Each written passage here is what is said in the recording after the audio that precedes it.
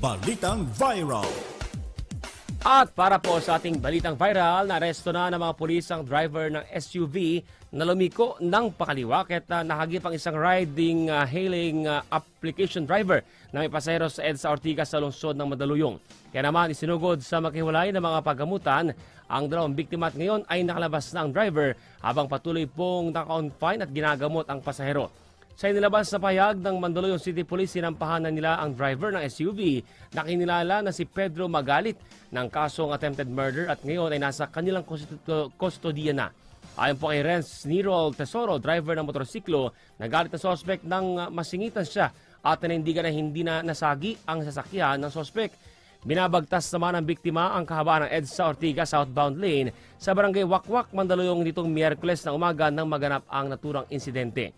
Magbibigay naman po ng tulong ang kumpanyang angkas sa kanilang empleyado at pasahero at magsasampa sila ng maghiwalay na kaso laban sa sospek dahil malalagay sa kapahamakan sa kanilang empleyado maging sa pasahero.